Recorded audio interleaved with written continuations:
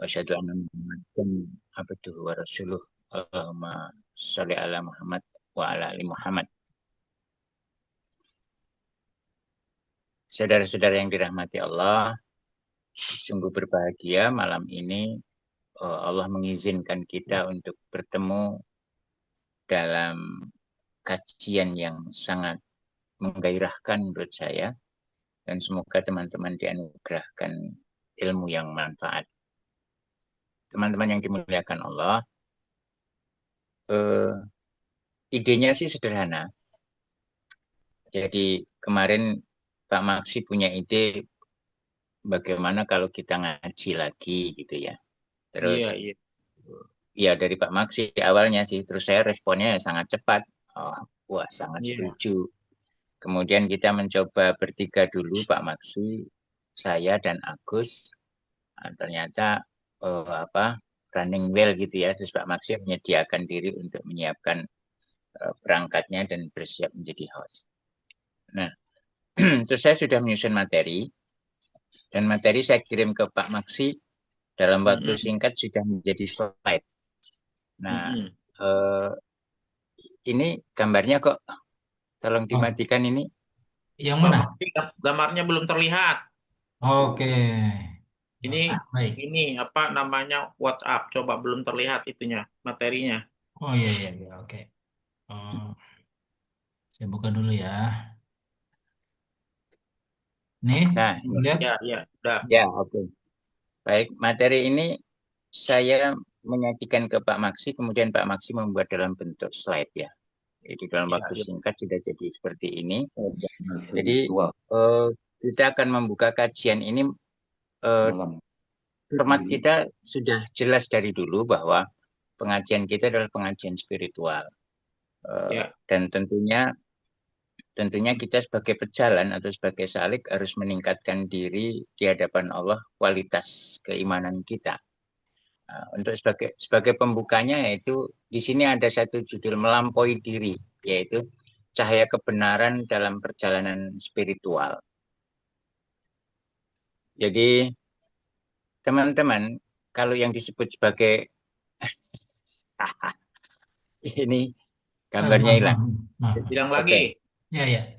oke. Ya. Sebagai pejalan menuju Allah itu ada banyak hal. Yang pertama harus dimulai, kita harus bukan hanya menjalankan atau melangkahkan kaki, tapi melangkahkan hati dulu. Nah, apakah hati kita sudah mempersiapkan diri untuk menuju Allah, untuk eh, berjalan mengikuti aliran cahaya kebenaran itu atau belum? Maka kita cek dulu di dalam diri kita, apakah kita ini sudah melakukan rutinitas itu, sudah naik atau belum? Gitu.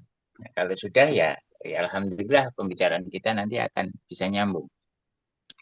Jadi eh, seringkali kalau kita belajar kebenaran itu setelah kita memiliki kualitas-kualitas tertentu itu cenderung kita begini teman-teman.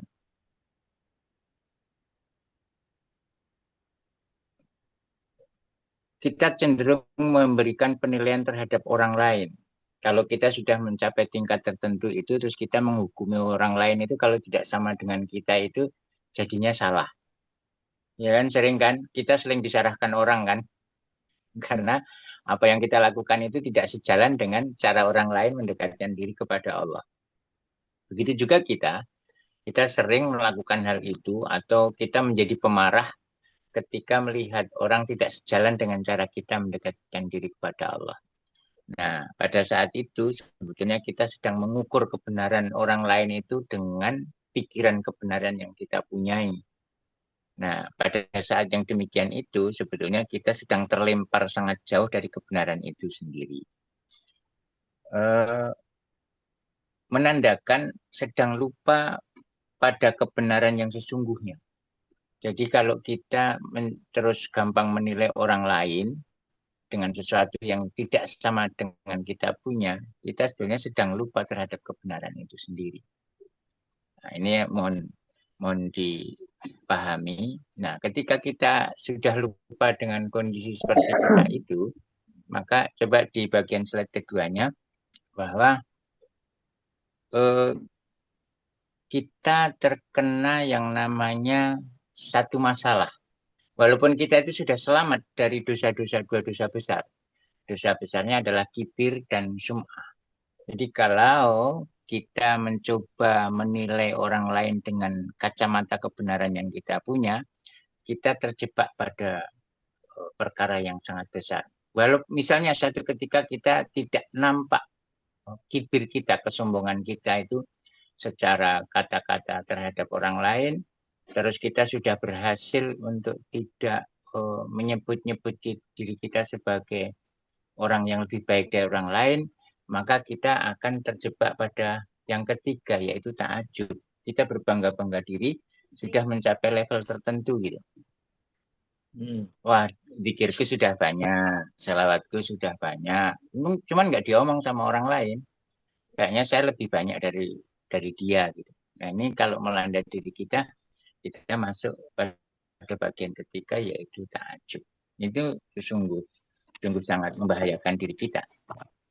Lalu kalau sudah demikian, maka untuk menghindari hal itu, maka kita harus membuat satu langkah yang strategis di dalam menghadapi itu semua. Berarti langkah berikutnya, pada slide berikutnya itu, kita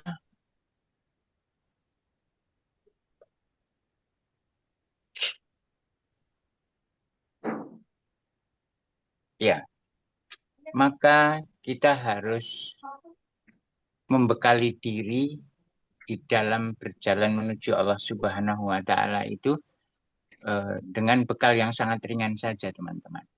Bekal kita itu kalau saya rumuskan menjadi bekal kita itu dengan bekal yang ringan itu mengucapkan subhanallah dan alhamdulillah. Kita kan sudah terbiasa nih, subhanallah, alhamdulillah. Subhanallah, alhamdulillah. Nah, ini adalah bekal yang sangat ringan, cuman nilainya di hadapan Allah itu, kalau kata Nabi Muhammad SAW, itu memenuhi antara langit dan bumi. Tamlani au tamlaun bainas samawati wal ardh. Jadi agar kita tidak menjadi tercerai-berai dari jalan Allah, maka kita harus berjalan menuju Allah dengan bekal yang ringan saja, yaitu 2 kalimat. Subhanallah dan alhamdulillah. Nah, perwujudannya itu bisa kita zikir pagi subhanallah wa bihamdi. Subhanallah wa bihamdi. Atau kita berzikir yang subhanallah wa bihamdihi subhanallahil azim. Itu tuntunan Nabi Muhammad SAW. Tata cara kita berjalan menuju pada Allah. Nah, kemudian setelah itu buanglah bekal-bekal yang memberatkan kita. Kita ini di dalam berjalan itu ada hal-hal yang memberati kita. Ada beberapa hal yang memberati kita, diantaranya adalah nasab.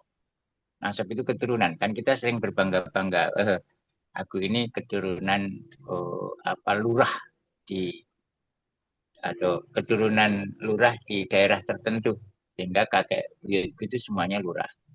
Atau mengatakan aku ini adalah keturunan ajengan. Nah ini justru memberatkan langkah kita untuk menuju Allah. Yang kemudian berikutnya adalah kita ta'ajub dengan yang namanya kedudukan. Kedudukan kita di masyarakat dikarenakan pendidikan kita baik, dikarenakan kehormatan kita cukup tinggi. Nah, itu memberatkan kita. Yang berikutnya adalah tentang banyaknya harta. Kemudian tentang persediaan bahan-bahan makanan yang kita miliki dalam jangka waktu tertentu. Ini sebenarnya adalah berat di dalam menempuh jalan pada Allah Subhanahu wa taala. Kemudian yang ketiga, kemudian langkah berikutnya, dalam berjalan menuju Allah, kita itu harus menempatkan diri di antara dua yang keren. Satu teman, yang kedua adalah mursyid. tinggal dipilih nih. Ini adalah dua sayap yang sangat sangat ideal di dalam berjalan menuju Allah. Kita perlu teman. Kemudian kita sangat membutuhkan mursyid. Kenapa itu? Karena teman itu akan menjadi saksi ketika nanti kita sedang melakukan perbaikan itu, dia mengamati perjalanan kita, baik saat maju maupun tersandung dan sebagainya, dia menjadi saksi atas perjalanan kita. Jadi dia bisa kita ajak ngobrol tentang perjalanan spiritual kita. Kemudian mengontrol semangat kita di dalam mendekatkan diri kepada Allah Subhanahu wa taala, kemudian mengingatkan, bahkan menegur. Makanya saya punya berteman dengan Pak Adeng, Pak Yuli, Kang Budi, Kang Dudi, Mas Yogi, Pak Maksi. Inilah teman-teman perjalanan spiritual saya. Dan mungkin ada yang lain, Pak Icon. Dan siapapun juga yang bersama dengan kami selama ini, inilah teman-teman saya di dalam berjalan menuju Allah. Di samping teman, maka kita juga membutuhkan mursyid. Nah, mursyid ini harus dicari. Dan saya bukan mursyid. Saya adalah teman. Teman di dalam berjalan menuju Allah. Jadi sekali lagi saya katakan, saya ini di dalam kajian ini adalah teman. Nah, ini sangat berbeda ya posisi mursyid. Posisi mursyid itu dengan teman sangat berbeda. Oh, ini ada Pak Koko. Ya, kita adalah teman.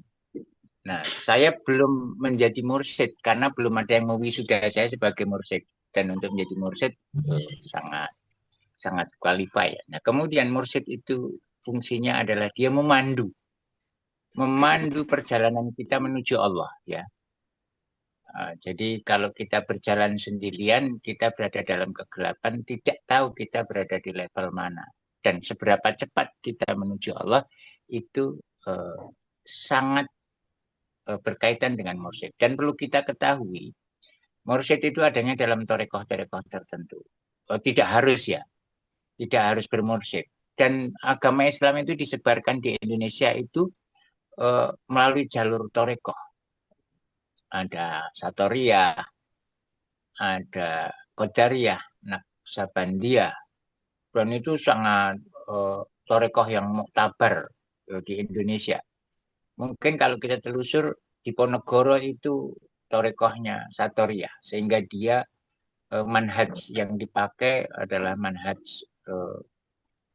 para salafus soleh itu, sampai dia mengorbankan nyawa, hartanya, itu memang harus dipandu oleh mursyid. Karena kalau tidak, dia tidak akan mampu mengorbankan hartanya dan nyawanya untuk perjuangan yang sangat besar. Kemudian, di dalam bertorekoh, di dalam belajar, di dalam melakukan perjalanan menuju Allah, kita tentunya harus bersabar. Berikutnya, slide berikutnya bisa ditampilkan. Kita harus bersabar di dalam hal itu ya. Nabi Musa di dalam pencarian ilmunya itu, kalau kita lihat di dalam surat Al-Kahfi ayat 60 itu,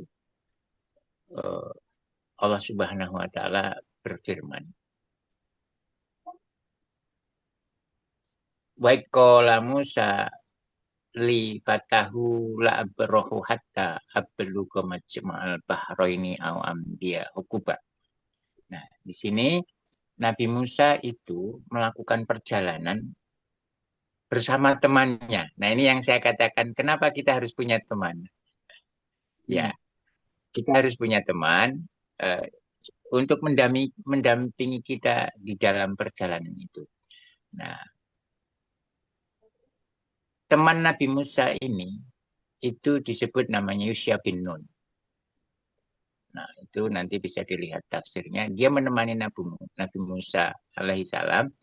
Kemudian ketika Wa'id qala Musa li fatahu la abrahu, jangan sampai istirahat dulu.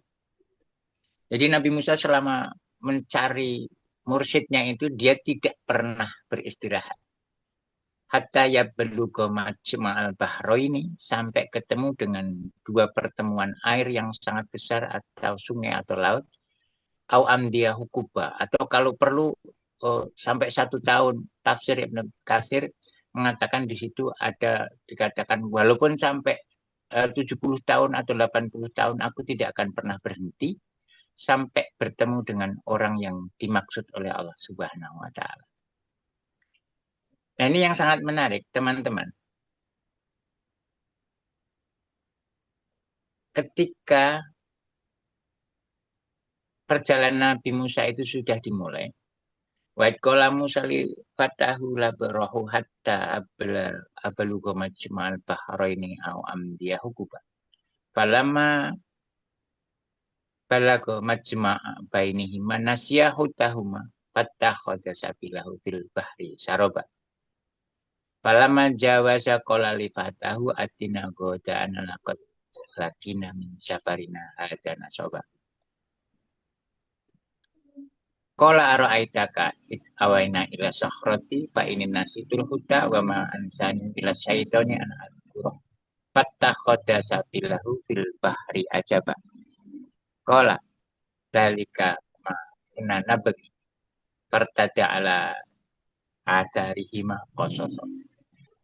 Walau alam bimurati. Jadi peristiwa itu adalah sejalan dengan apa yang kita bahas. Nabi Musa di dalam berjalan menemui mursyidnya, dia membutuhkan teman.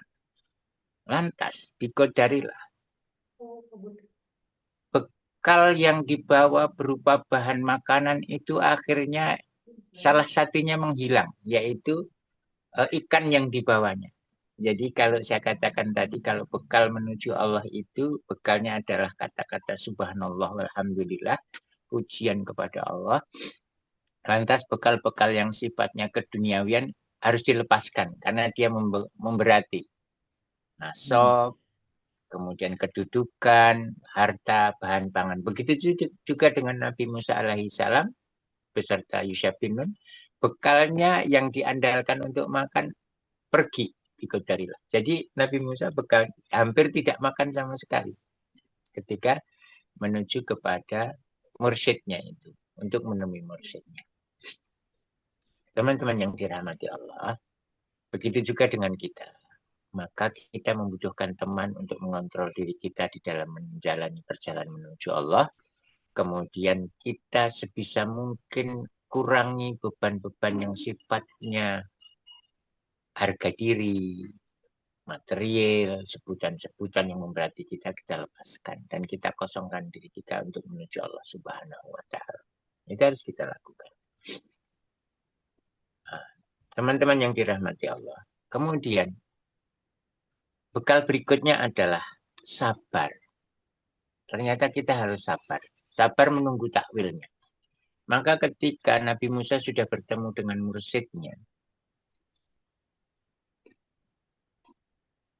kemudian Nabi Musa, qalalah Musa, hal attabi'uka ala antu al-limani mimma ulim tarusda. Qala innaka lan tastati'a ma'iya sabra wa kaifa tasbiru ala ma lam tuhit bihi khubra. Kemudian Nabi Musa berkata kepada mursyidnya, mohon engkau bisa mengajarkan kepadaku mimma ulim tarusda, yaitu apa-apa yang Allah ajarkan kepadamu. Dulu ketika Nabi Musa alaihissalam ingin bertemu dengan Allah, beliau tidak kuat karena Allah bertajalli sehingga dia pingsan. Nah, rupanya ini Nabi Khidir alaihissalam. Nabi Musa memohon, hal attabi'uka ala antu al-limani mimma ulim tarusda. Irsyad dari Allah yang kamu dapatkan itu bagi dong dengan saya. Kata Nabi Musa seperti itu. Buktinya kamu kuat diajar sama Allah. Maka ajarkan itu kepadaku. Kemudian Nabi Khidir mengatakan, innaka lang tastati'a ma'nya sabr. Kamu gak akan sabar. Jadi maka sabar ini dibutuhkan. Karena untuk bertemu dengan mursyid, kemudian belajar dengan mursyid, berjalan menuju Allah, kita butuh kesabaran yang luar biasa. Sehingga nanti dari kesabaran itu Allah memberikan takwilnya atas perjalanan kita menuju Allah itu apapun nanti, kemudian Allah akan memberikan pengalaman spiritual kepada kita. Pengalaman spiritual yang sangat luar biasa yang akan diberikan oleh Allah kepada kita. Teman-teman yang dirahmati Allah, kata-kata mursyid atau irsyad itu kita juga bisa dapatkan di surat Al-Kahfi ayat 10. Misalnya begini, a'udzubillahi minasyaitonirrajim.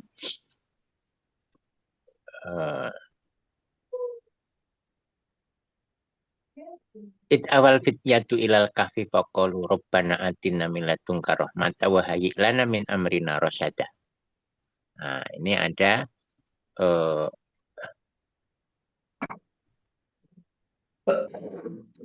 surat Al-Kahfi ayat.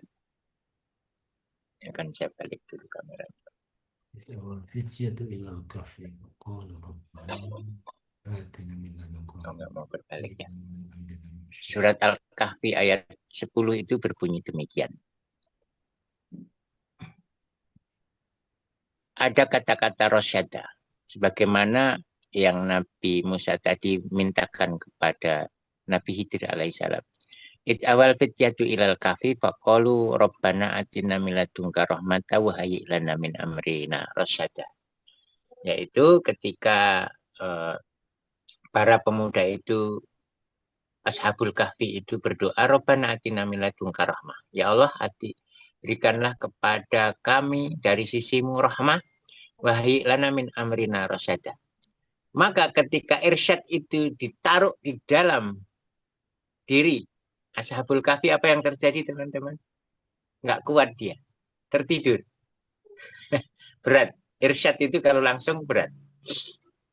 Ya. Fadarabna ala adanihim fil kahfi sinina dada. Kemudian dia terjatuh, pingsan, tidur selama sekian hitungan. Itu karena Allah menurunkan irsyadnya. Berat loh. Berat nih. Nah, kemudian kalau kita tinjau lagi pada surat Al-Kahfi ayat 17 juga sama. Watasabuhu aiqadan wahum rukut. Wa nuqallibuhum datal yamini wa datal simali wa kalbuhum basitung biro'ahi bilwasid. Lawit tolak ta'alaihim lawalaita minhum biroro wala mulita minhum rukba. Nah, di atasnya wataro samsa idatul atas jabaru angkafim datal yamini wa ida gorobat takriduhum data simali wa hum fi fajwatimin. Dzalika min ayatillah mayahtillahu fahuwal muhtadi wa majulil falang tajidalahu waliya mursida. Nah, ada kata-kata kemursidan lagi, yaitu tentang irsyad. Begitu menerima irsyad, maka watahsabuhum aiqadan wahum rukut. Kamu kira mereka terjaga, ternyata mereka tertidur. Wa nuqallibum datal yamini wa dasimali wa kalbuhum basitum biro'ahi bilwasid. Lawit tolak ta'alaihim lawalaika minhum biroro walamulika minhum rukba. Jadi resikonya orang yang belajar melakukan perjalanan menuju Allah dan mendapatkan irsyad dari Allah Subhanahu wa taala, beresiko dia harus menerima satu anugerah yang sangat besar. Ketika dibuka hijabnya, tidak kuat. Nah, maka kalau kita butuh hidayah saja, hidayah itu taufik. Kalau sampai ke tingkat irsyad sangat berat rupanya. Nah, irsyad yang diberikan kepada Ashabul Kahfi menyebabkan mereka semua tertidur selama 300 tahun. Kemudian ketika irsyad itu berupa tajali kepada Nabi Musa pingsan. Maka Nabi Musa butuh perantara.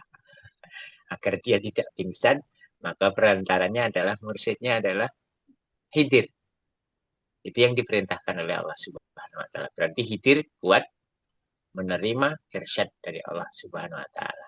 Maka Nabi Musa mengatakan, al-attabi'uka ala antu alimani mimma ulibta rusda. Irsyadmu dari Allah itu ajarkan kepadaku. Tapi Nabi Khidir pesan, qala innaka lam tastati'a ma'a sabra. Wa kaifa tasbiru ala ma lam tuhit bihi kubra. Nah, qala satajiduni insyaallah sabira wala asilaka. Kemudian Nabi Musa memberikan jaminan, enggak, aku kuat kok. Aku akan sabar dan tidak membantahmu. Nah, rupanya kita di dalam berjalan menuju Allah dibutuhkan kesabaran. Berlaku sabar yang luar biasa. Sabar di dalam menerima ilmunya, sabar ketika menerima hikmahnya, kemudian sabar ketika hendak menyampaikan kebenaran kepada orang lain. Jangan memvonis orang lain dengan pengetahuan yang kita punya.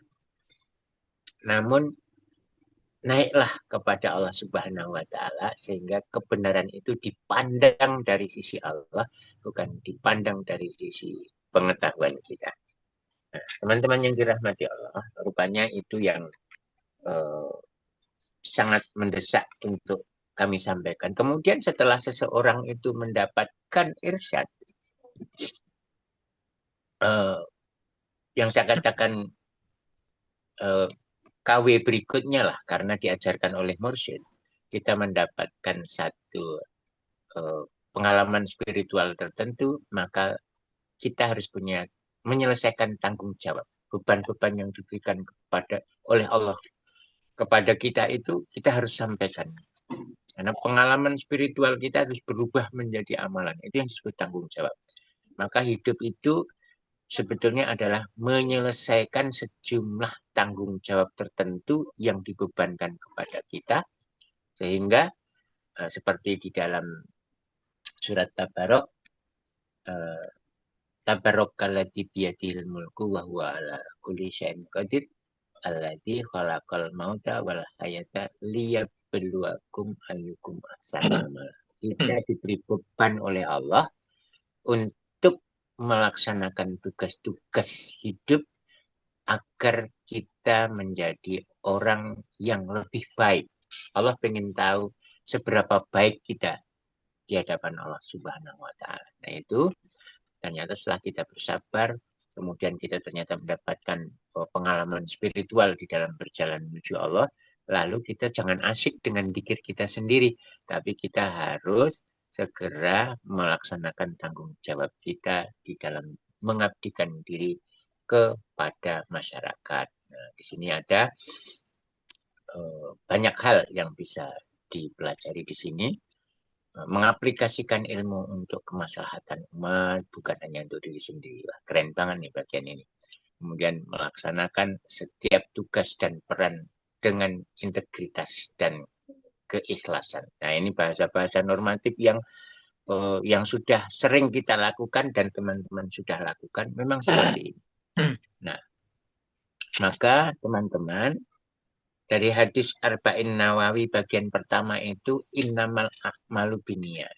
Niat kamu melakukan perjalanan kepada Allah itu untuk apa? Apakah hanya untuk memperbaiki diri saja di hadapan Allah, ataukah juga agar bermanfaat bagi banyak orang di muka bumi ini? Nah, ketika Nabi menyampaikan innamal a'malu binniyat wa innamal likulli imri'in ma nawa faman kanat hijratuhu ilallah wa rasulih fa hijratuhu ilallah wa rasulih faman kana hijratuhu fi dunya yusibuha aw imraati yumkinuha fa hijratuhu ila ma hajara ilai. Nah, hadis ini munculnya setelah Nabi di Madinah, teman-teman. Jadi ketika Nabi sudah mulai menegakkan syariat dan ternyata mengikuti Nabi itu adalah pekerjaan yang sangat berat. Maka ketika hadis ini muncul, itu enggak seperti yang kita baca hari ini. Innamal a'malu binniyat. Tergantung niatmu mau apa. Tidak. Ternyata hadis ini sebenarnya hadis yang luar biasa.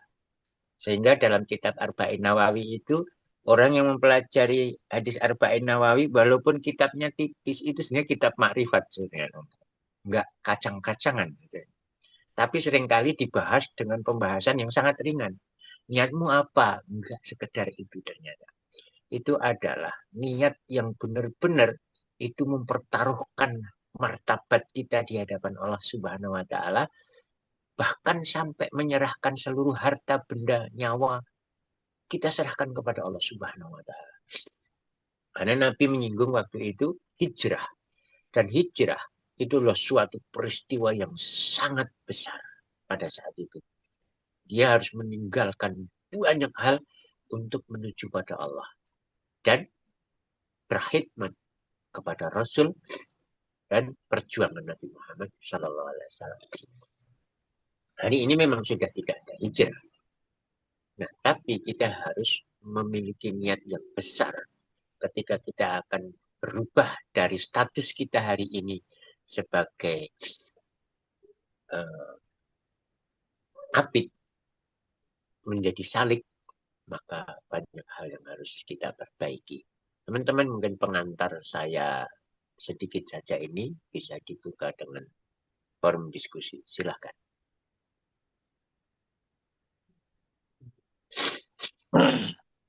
Alhamdulillah. Alhamdulillah Rabbil Alamin, jazakallah khair. Ustaz, tadi udah dipaparkan oleh Ustaz Mul tentang apa ya? Ini garis-garis besar mungkin yang bisa dibilang gitu Ustaz ya. Ya, Dalam perjalanan menuju Allah. Dimulai tadi munculnya godaan ya terhadap diri kita yang merasa benar dibandingkan orang lain. Kemudian ternyata ada hal-hal beberapa hal yang mutlak kita harus tinggalkan ketika kita dalam pencarian perjalanan menuju Allah. Kemudian apa yang dibutuhkan dalam perjalanan itu sampai kemudian apa yang syaratnya sehingga yang terakhir adalah apa yang menjadi tanggung dapatkan. jawab dalam di, di ujung perjalanan ini nih, ketika kita Ya, sudah mendapatkan takwil. Nah, selamat datang Mas Yogi. Baik, jamaah, silakan mungkin ada yang bertanya kita buka ya sesi interaktif. Mangga. Ya, mungkin saya mendahului. Ya, mangga Mas Yogi. Assalamualaikum warahmatullahi wabarakatuh. Waalaikumsalam Waalaikumsalam. warahmatullahi wabarakatuh. Ya, semoga sehat selalu Pak Kiai, Ustadz Mul. Ah, Ketemu lagi nih udah 4 periode atau 4 tahun. Ya, semua ya. Ya, nih, jadi kangen sama Saung nih. Mungkin gini, Pak Kiai, kaitannya dengan menuju Allah. Ini kadang-kala kan sering muncul keraguan-raguan. Nah, ini mungkin khususnya kami orang awam nih. Bagaimana untuk menyikapi dan menemukan agar keraguan-raguan itu sedikit demi sedikit hilang. Contoh paling simpel itu tadi dibahas tentang inamal amalu biniat. Niat kita itu udah itikat banget nih. Pengen banget ngaji, tiba-tiba di perjalanan ketemu temen. Apalagi temen itu ada cuannya. Nah, ini bicara diri saya pribadi aja lah. Itu kadang kita suka kayaknya lebih baik ketemu ini dulu dah dibandingkan ngaji dulu.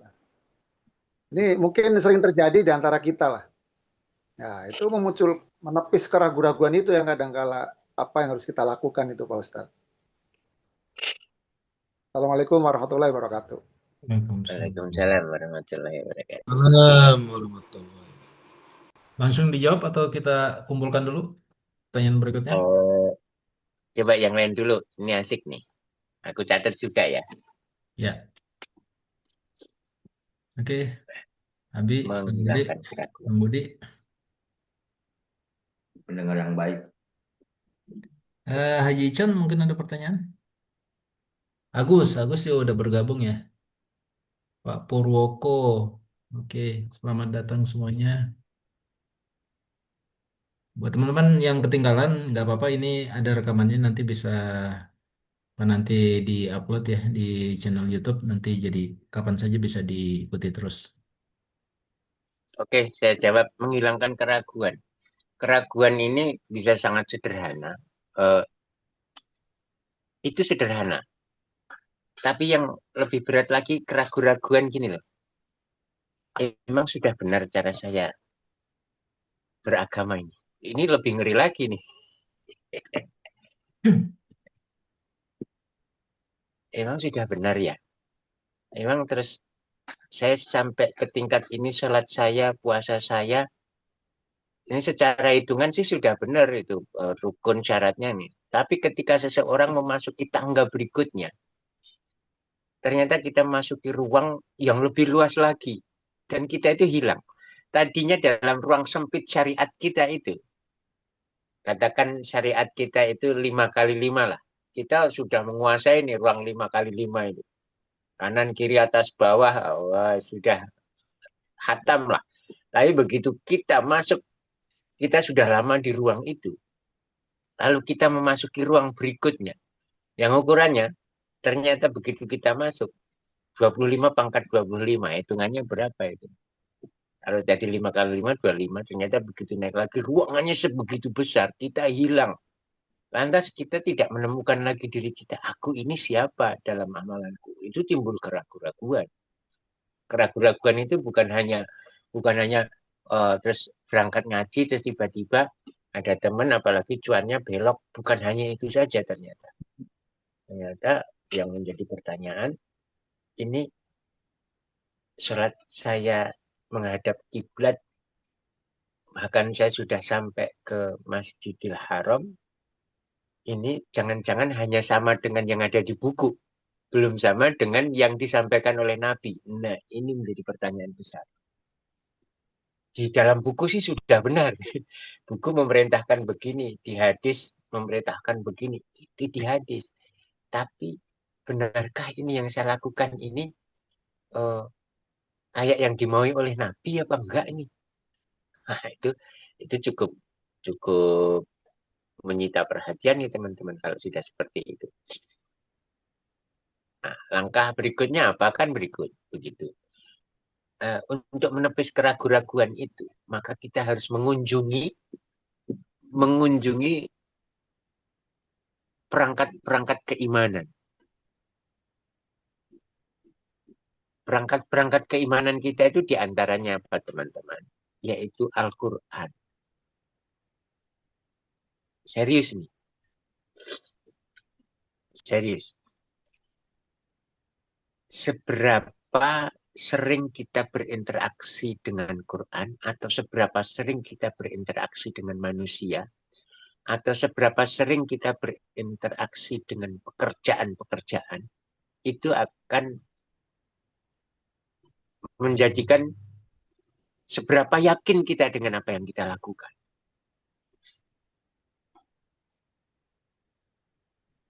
Ini coba bayangkan aja. Lisan kita bersuara.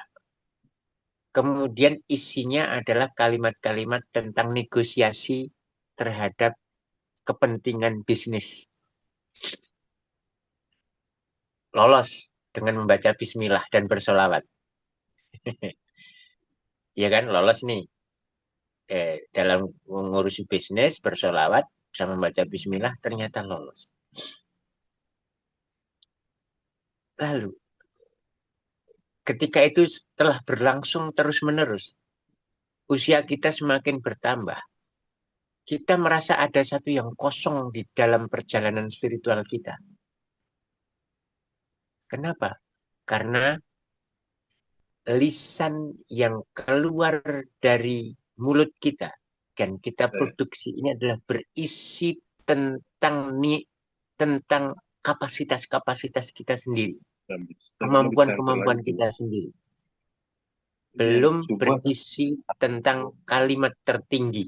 Yang disebut kalimat tertinggi itu adalah kalimat yang bersumber dari kalam Allah. Bayangkan teman-teman. Kita bisa melenturkan hati orang lain dengan kata-kata kita. Tapi lisan kita tidak dilalui oleh bacaan ini yang sangat indah. Maka teman-teman, untuk menghilangkan keraguan-raguan di level tertentu, maka kita harus sesering mungkin berinteraksi dengan kalam.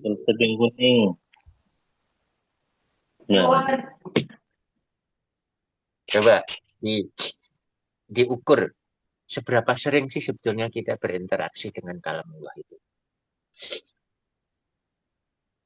Nah, teman-teman yang dirahmati oleh Allah, Al-Quran yang kita baca, setiap satu huruf kata Nabi Muhammad, satu huruf aja, ini pahalanya bisa 10 kali. Ada yang pahalanya 50 kali. Ada yang pahalanya 100 kali. Bayangkan satu huruf ini dan teman-temannya ini dia setelah Anda baca terbang di bawah malaikat.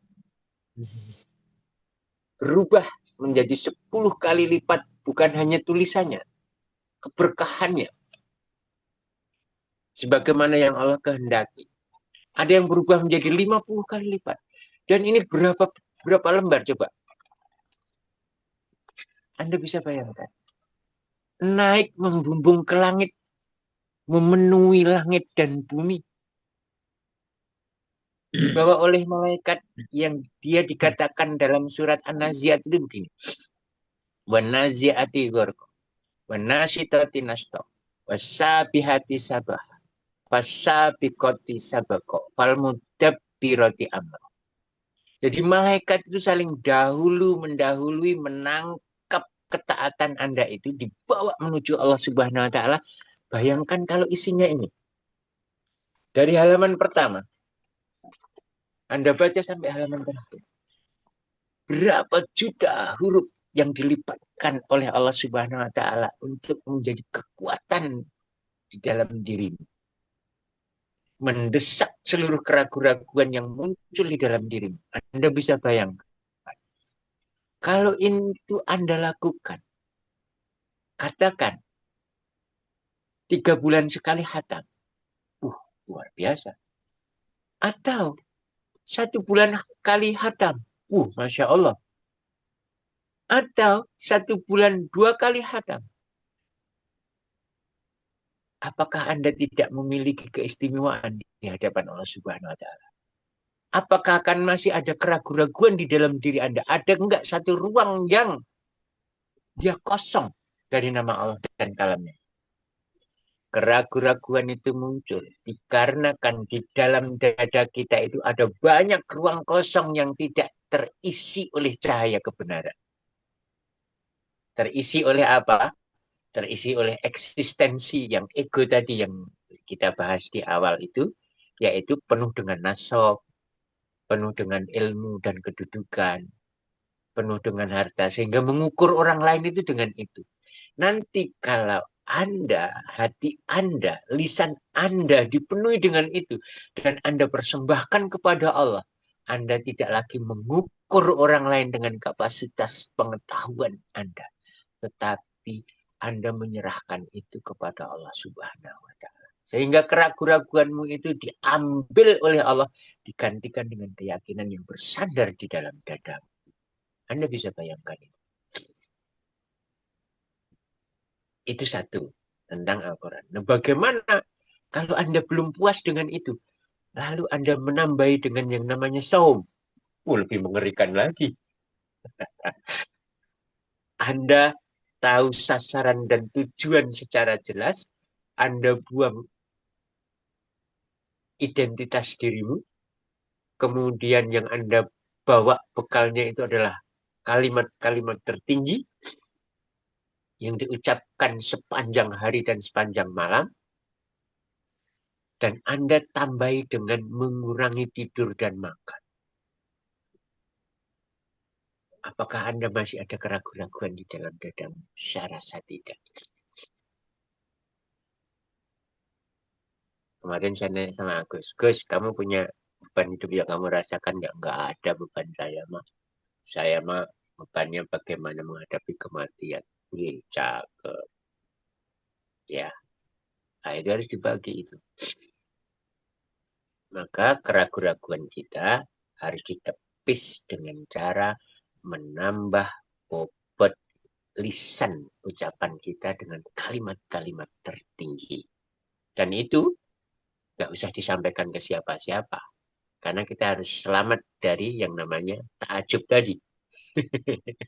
Ya, tapi nggak usah diomong ke siapa-siapa. Mungkin saya juga masih keceplosan ngomong ke siapa-siapa. Wah, itu masih belum selamat itu. Belum selamat. Namanya aja berjalan menuju Tuhan. Dibutuhkan teman yang mengingatkan. Nah ini, mungkin yang bisa saya jawab, mengatasi keraguan adalah dipenuhi lisan dan hati kita dengan kalimat-kalimat yang bernilai tinggi. Wajah Allah, dan Allah akan menjadikan orang-orang yang beriman itu kalimat ulia. Jadi kalimatnya itu sangat tinggi. Nah, orang-orang kafir kalimatnya sufla. Begitu, Mas Yogi. Mas Yogi, monitor. Terima kasih banyak Pak Ustadz penjelasannya. Iya. Ron Kasiron. Assalamualaikum warahmatullahi wabarakatuh. Waalaikumsalam. Assalamualaikum. Baik, pertanyaan berikutnya dari siapa? Silakan. Saya Pak Ustaz. Monggo. Assalamualaikum warahmatullahi wabarakatuh. Saudara. Waalaikumsalam warahmatullahi. Pak Abah, mau tanya nih, bagaimana agar kita bisa menjaga tetap istiqomah, jadi kita tidak terganggu oleh kiri kanan hal-hal yang sifat dunia itu bagaimana Ustaz, tolong dijelaskan. Terima kasih sebelumnya. Assalamualaikum warahmatullahi wabarakatuh. Waalaikumsalam warahmatullahi. Usia Anda berapa, Pak? Sudah tua, Mbah? Berapa? Abah 53. Ya, aman 53 mah. Yang bahaya itu kalau 40 sekian. Oh iya, kan hormonnya sudah tidak terlalu, sudah tidak terlalu itulah. Artinya, makanya pantas orang yang umur-umur segitu itu syahwatnya sudah menurun. Kalau yang awal tadi kan syahwat ilmu ya. Syahwat ilmu itu merasa dirinya punya banyak ilmu sehingga ada satu doa diminta perlindungan kepada Allah. Karena itu bahaya ini, syahwat ilmu di usia 50 ke atas itu masih mengganggu. Wala taj'al musibatana fi dinina wala taj'alid dunya akbaroha mina wa mablagha ilmana. Nah, ternyata di sini. Jangan kau jadikan ya Allah agamaku ini menjadi musibah bagi diri saya.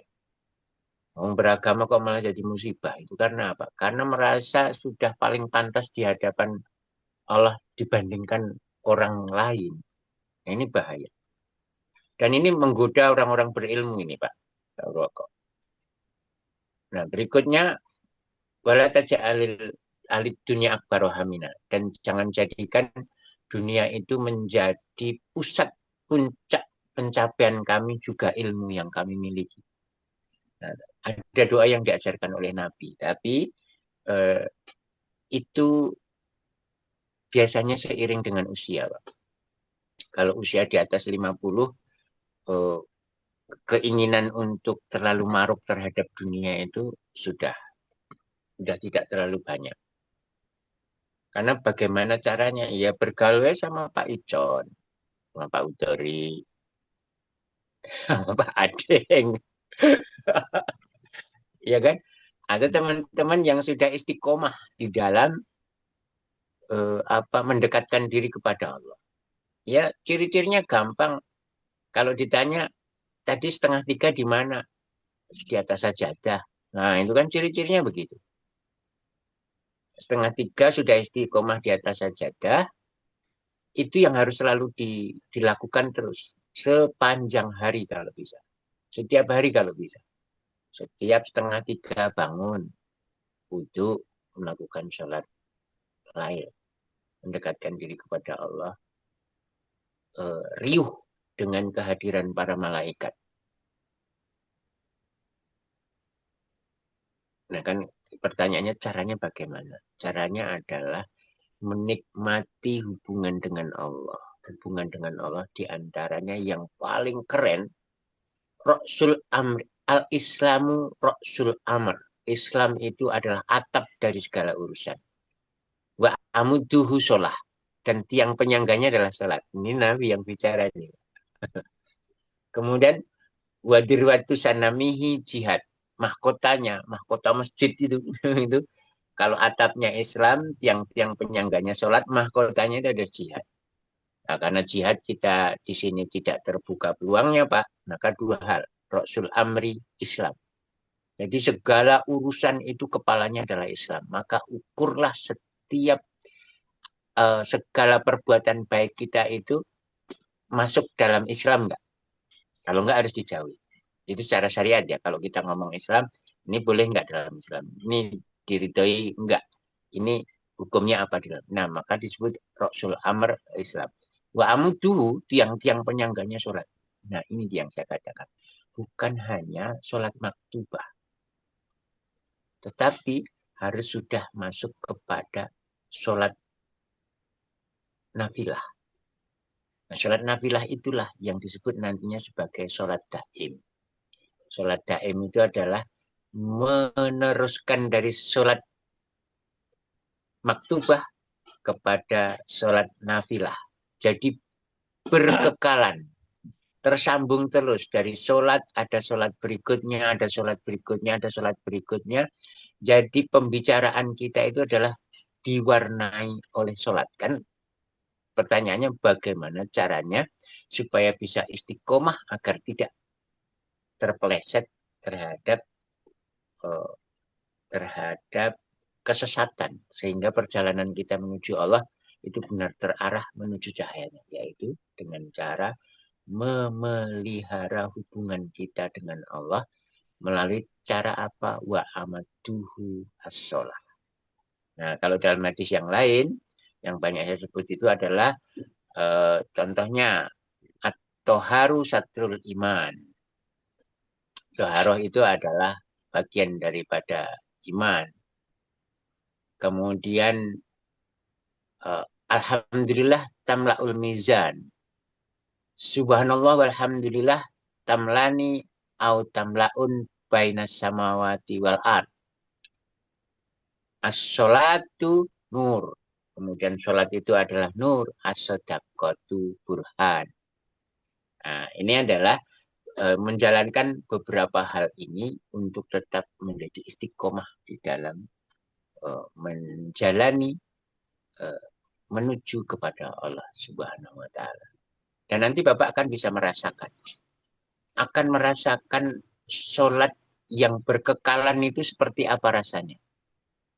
Kemudian Anda merindukan lagi sholat berikutnya. Di antara sholat dan sholat, apa yang Anda gunakan untuk menghubungi Allah Subhanahu wa Ta'ala? Membaca Quran. Jadi lisan kita basah dengan kalimat-kalimat kebenaran. Nah, tentunya apabila ini kita bisa lakukan pada usia-usia yang seperti ini, ya, pada usia-usia yang seperti ini, insya Allah nanti seluruh lisan, gigi, kulit, daging, mata, tulang semua bersaksi terhadap apa yang kita lakukan di dalam menjalankan itu semua dan dipersembahkan kepada Allah Subhanahu wa Ta'ala. Gitu Pak Bapak. Baik, Pak Purwoko sudah dijawab ya. Baik, Pak. Terima kasih Abah Nur atas ujangannya. Ya, alhamdulillah. Baik, yang lain. Pertanyaan berikutnya, Bang Dodi, Pak Budi, ada pertanyaan?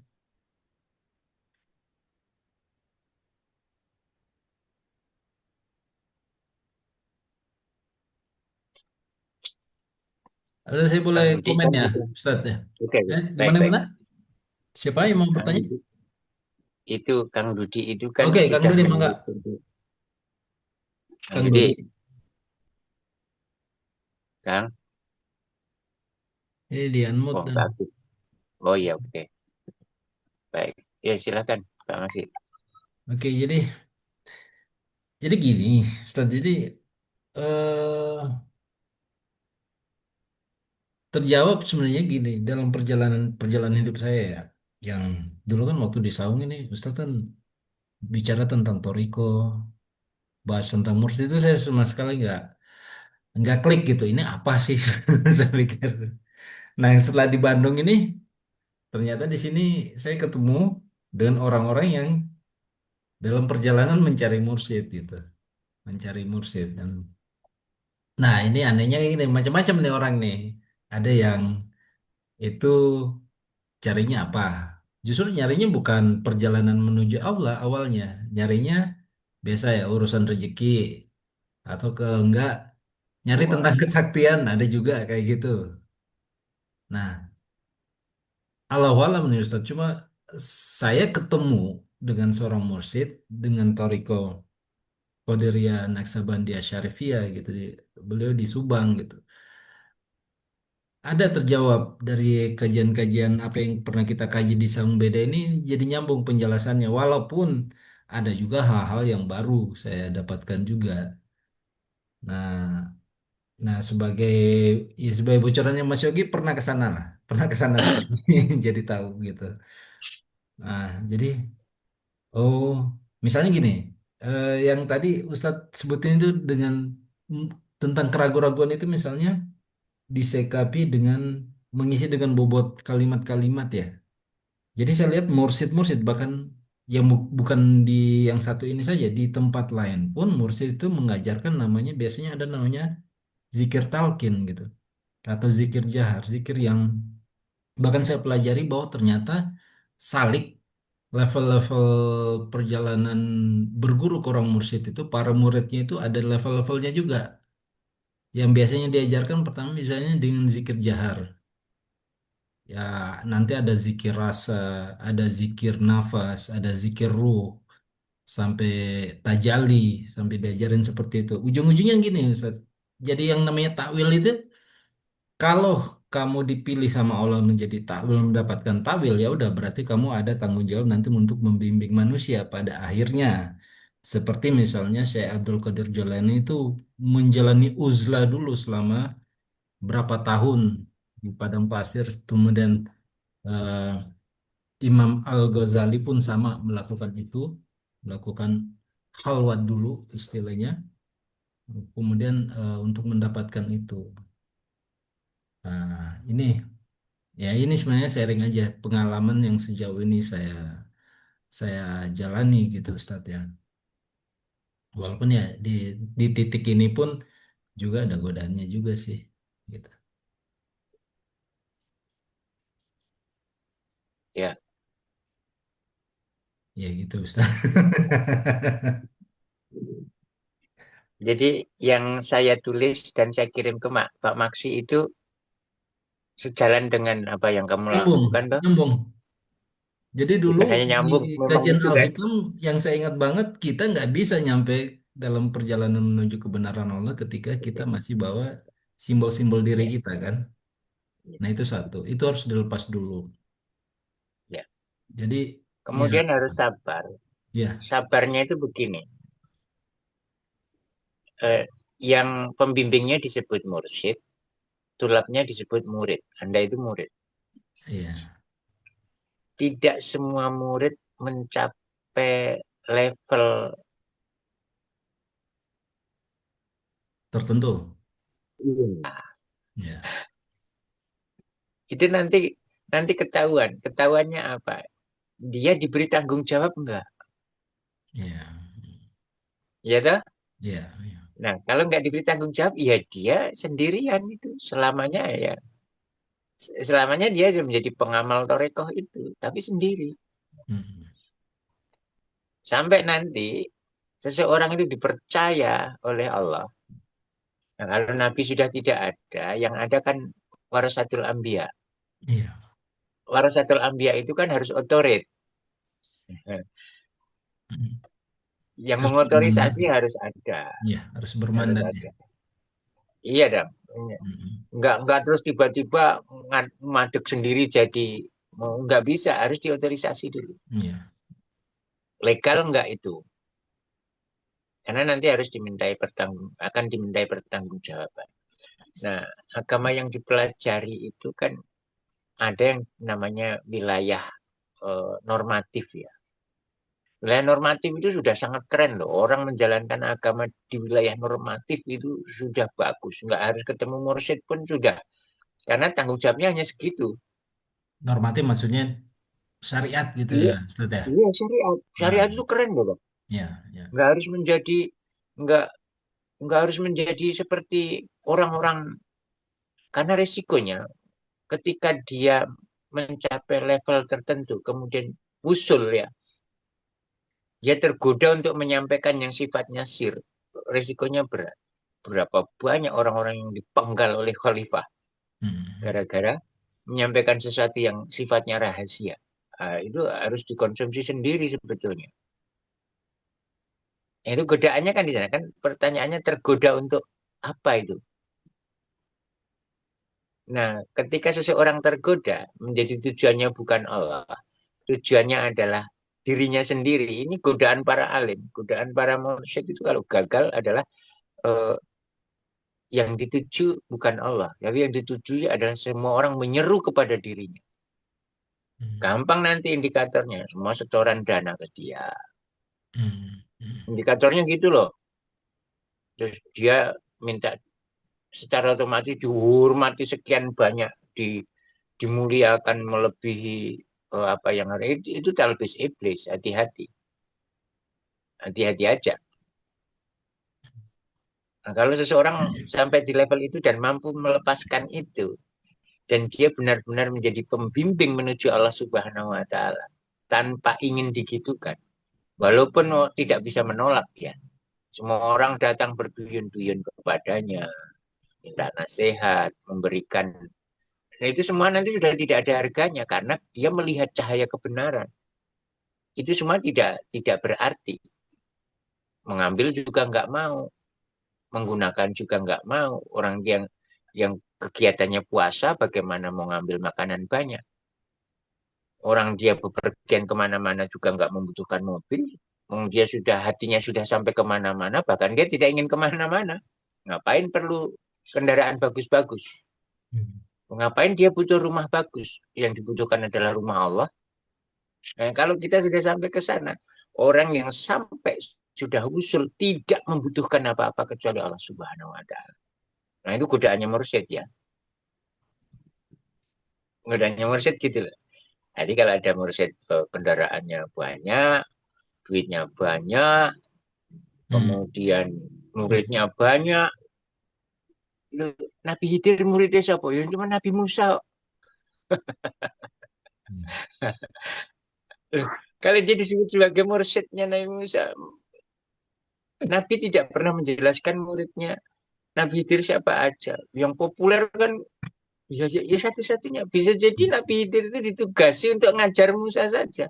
Hmm. Dia mendapatkan arsyad Allah itu, Hmm. mendapatkan irsyad dari Allah, tapi karena dia tidak pingsan maka sanggup mengajar Musa alaihissalam. Hmm. Nah, begitu ceritanya. Nah, untuk pokoknya tidak terlalu urgen untuk menjadi mursyid. Yang urgen itu menjadi salik. Hmm. Hmm. Itu tingkat istiqomahnya. Salik itu punya istiqomah yang luar biasa. Tapi kalau sudah menjadi mursyid, itu temannya adalah setan lebih banyak, Pak. Luar biasa. Luar biasa godaannya. Berarti, maaf Ustaz, saya potong. Belajar tasawuf mutlak harus ada mursyid. Oh iya, Nggak bisa kalau iya. belajar sendiri-sendiri seperti kita belajar syariat. Nanti kalau meleset yang benerin siapa? Nah itu dia.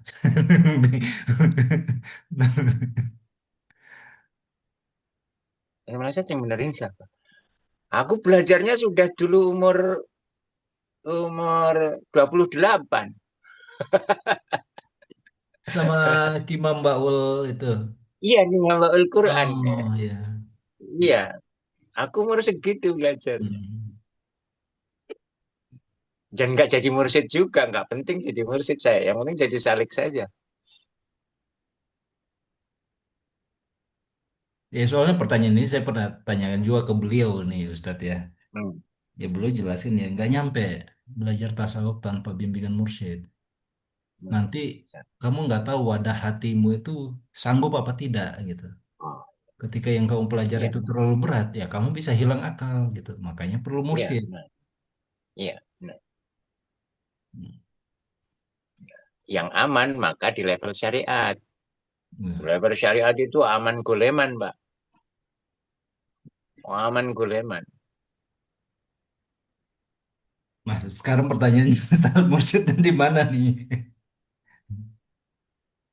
Tapi kalau Iya. kita minta ke Allah aja dikasih lah ya. Kalau memang kita memang udah niatnya Iya. Oh, oh. pingin pingin apa ya? Iya. Pingin takarub sama Iya. Allah, takarub sama Allah gitu kan? Iya. Iya. Nanti ketemu juga kan Ustaz ya. Mm-mm. Jadi asik kan? Ini makin asik kan? Iya, jadi kan gini. Amel ini kan istri saya dulu pernah ditalkin sama Abah Anom. Oh ya. Dia kan belajar dari Salafi Wahabi, jadi tidak melihat itu kan. Hmm. Nah ini kemudian saya aja bilang, ya kamu dulu marah mama zikirnya banyak-banyak. Sekarang suami mau belajar sama seorang mursyid. Saya bilang, makanya kalau apa yang kamu tolak itu akan datang lagi. Saya bilang. Tapi akhirnya dia tidak Hmm. melarang sih sekarang karena alhamdulillah dia Hmm. pernah sebenarnya pernah pernah jadi Hmm. muridnya Abah Anom sebenarnya. Ya. Gitu. Hmm. Ya. Hmm. Oh, ini diskusinya menjadi panjang ini nanti.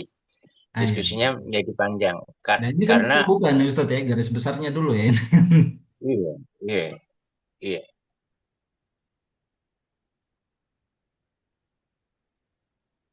Kan pertanyaan berikutnya adalah legal nggak ini ajaran? Oh, legal. Hmm. Emang harus bermursyid? Oh, tidak. Kan sebenarnya Hmm. tidak harus bermursyid. Yang mewajibkan bermursyid siapa? Gak ada. Hmm. Tapi kalau untuk mencapai level tertentu, ya harus begitu. Contohnya ya Nabi Musa yang dibangga-banggakan oleh Allah itu loh. Dia harus ketemu sama mursyidnya. Hmm. Padahal sudah dididik sama Allah dengan wahyu loh. Untuk apa coba? Hmm. Kalau saya baca itu adalah engkau diajarkan oleh Allah tentang apa-apa yang tidak diajarkan kepadaku. Nah, Allah mengajarkan kepadaku yang tidak diajarkan apa-apa kepada engkau. Nabi Musa juga mengatakan, aku ingin belajar kepadamu tentang hakikat. Ya, Nabi Musa sudah ngomong ke Nabi Khidir, aku ingin belajar kepadamu tentang hakikat. Ah, kamu nggak kuat. Dan persyaratannya adalah jangan ngomong, jangan nanya. Hmm.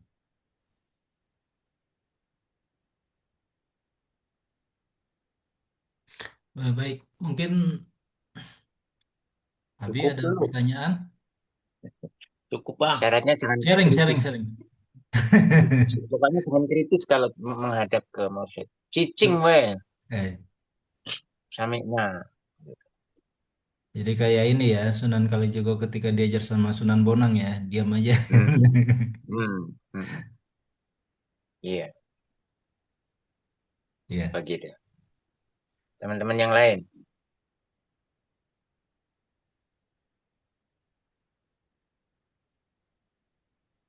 Jadi innamal a'malu binniyat itu bukan hadis yang ringan ya. Ya. Innamal a'malu binniyat wa innamal likulli imri'in ma nawa. Itu hadis yang sangat berat, enggak main-main. Statement itu dikeluarkan Nabi dari Madinah, enggak dari Mekah. Seluruh harta bendamu lepasin. Gak ada yang dibawa. Yang kamu bawa adalah goyah, tujuan besarmu. Allah dan Rasulnya. Sanggupkah kita itu melakukan tujuan besarnya adalah Allah dan Rasul? Sarjana ya. Sekolahnya mahal. Suruh ngelepasin. Hanya Allah dan Rasul. Nanti dikembalikan dalam bentuk yang berbeda.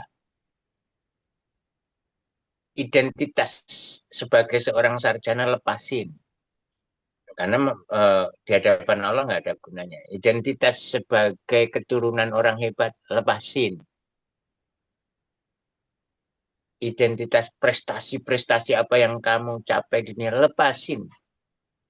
Hanya ada dirimu dan Allah. Itu kalau innamal a'malu binniyat, lepasin itu semua. Karena nanti akan dikembalikan nanti kalau bertemu dengan sesuatu yang disebut disingkap tabirnya oleh Allah Subhanahu wa taala tentang innamal a'malu binniyat. Nah, itu ceritanya akan berbeda, menanggapi menanggapi seluruh yang kita kerjakan itu akan berbeda, menanggapi seluruh prestasi-prestasi yang kita capai akan berbeda, menanggapi identitas-identitas atribut-atribut kita sebagai seorang intelektual itu akan jauh berbeda nanti. Dan kehadirannya ditunggu banyak orang.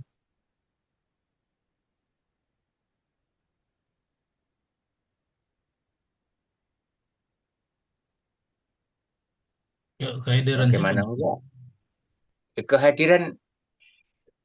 Kehadiran cahayanya yang nempel di dalam lisannya, Oh, ya.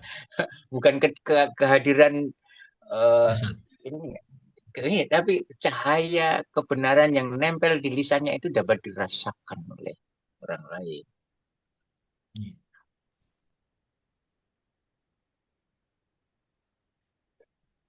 Begitu. Ya, teman-teman yang akan sharing silahkan. Kang Dudi kan udah dijawab nih sama Allah doanya Kang Dudi. Amin, amin. Amin kan? Tuh, Kang Dudi sudah pindah rumah, ya kan? Oh, sekarang di mana, Kang Dodi? Tanya tuh. Intermezzo. Ya, Oh, jelas yang saya tahu dulu udah nggak di itu kan ya? Iya, oh, ya itu artinya jelas di sudah. Bojong Sari, Pak. Iya, di Bali View atau di mana teh? Puri Bali, Puri Bali. Ah, Puri Bali ya, iya Puri Bali udah tahu. Nah, terus dulu Saya belum saya sempat godai ketemu Kang Dodi teh. apa enggak mikir itu punya anak perempuan belum nikah. Sekarang dijawab udah nikah. Ya. Gimana? Kan perasaannya sedang selangit dunia itu. Udah mantu.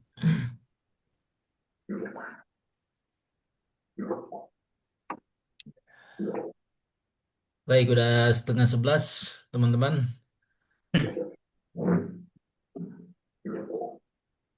Nah, tadi sebenarnya itu slide itu kenapa cepat? Ustadz itu saya pakai AI, Oh pakai iya, iya. gamma.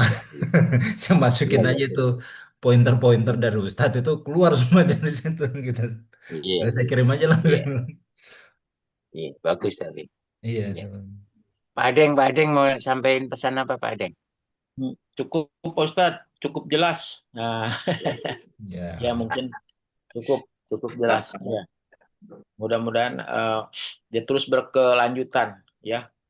Maksudnya Amin. nyambung kepada itu supaya mudah-mudahan yang lain bisa istiqomah. Makanya pentingnya apa namanya Pak Maksi Abang itu itu kalau memang itu nanti kita bisa dilihat video ataupun iya, kajian ya. Nah, saya hitung dari sekarang Bang, ini adalah kajian pertama Bang.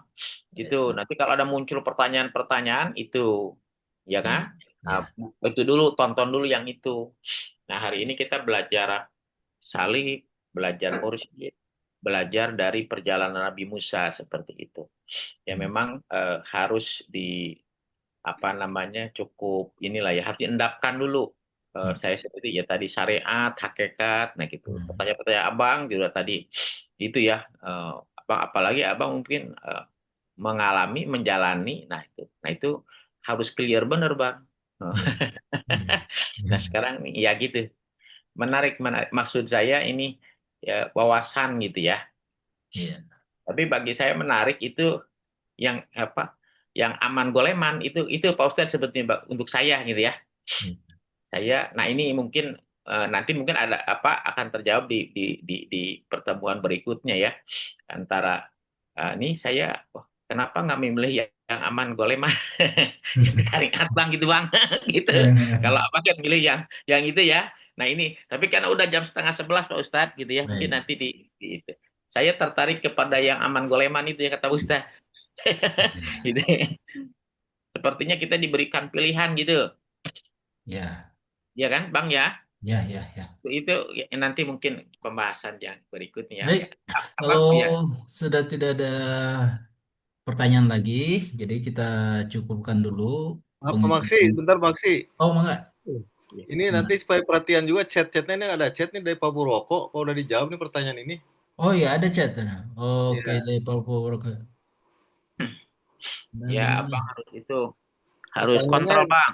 pertanyaan di sini Pak Purwoko itu bagaimana untuk menjaga istiqomah dalam beribadah kepada Allah? Oh ya, bagaimana menjaga istiqomah dalam beribadah kepada Allah? Ya, Ustaz, selangkat langsung dijawab. Ya, tadi sudah saya sampaikan eh, ada kisi-kisinya.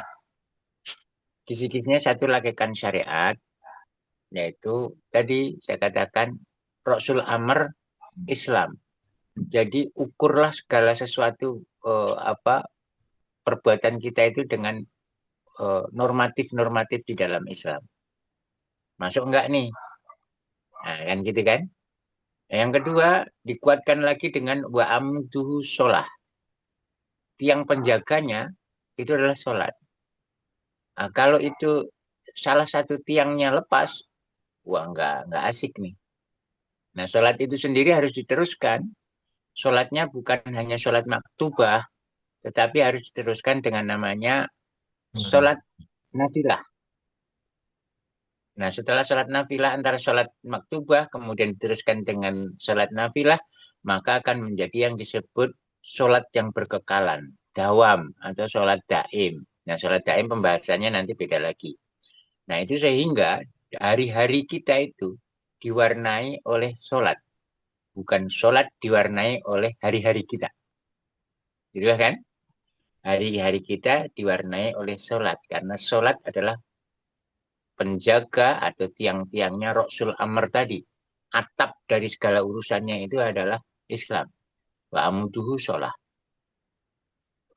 Nah, kemudian di situ dijelaskan wadirwatu sanamihi mahkotanya adalah jihad. Ya jihadnya sudah nggak ada, itu kita tidak bahas. Dalam hadis yang lain, maka kita harus melakukan pendekatan diri kepada Allah, menjaga itu semua agar istiqomah, bersentuhanlah dengan kalamullah.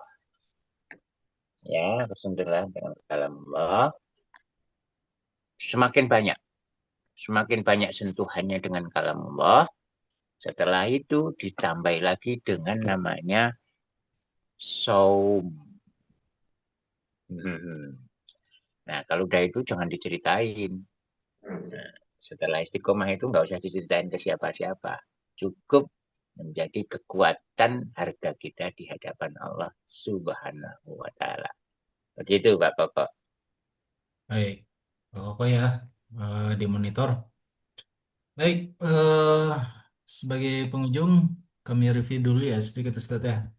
Jadi kajian malam hari ini adalah tentang perjalanan menuju Allah atau perjalanan mencari kebenaran menuju Allah, di mana yang pertama ada 5 pilar menurut menuju kebenaran ini. Yang pertama kita memerlukan bekal yang ringan dan hati yang lapang dengan meninggalkan beban-beban duniawi. Kemudian dalam perjalanan ini kita memerlukan sahabat yang mengingatkan, yang menyemangati, dan kemudian yang menjadi saksi. Kemudian eh, pada saatnya kita membutuhkan seorang mursyid karena kita harus dibimbing orang yang telah mengalami pengalaman spiritual yang lebih tinggi. Kemudian dalam proses perjalanan itu kita harus sabar menantikan takwil. Kemudian nanti apabila kita mendapatkan tawil berarti berikutnya adalah kita mendapat kembali kepada tanggung jawab kita dengan mengamalkan hikmah yang kita dapatkan dalam kehidupan sehari-hari. Saya pikir seperti itu. Eh, Nanti ini ya, rekamannya bisa disimak. Informasi selanjutnya nanti akan ada di grup ya. Oke, jazakallah Ustadz, jazakallah khair untuk pemaparan malam ini, jazakallah khair untuk para jamaah sekalian. Jadi gimana?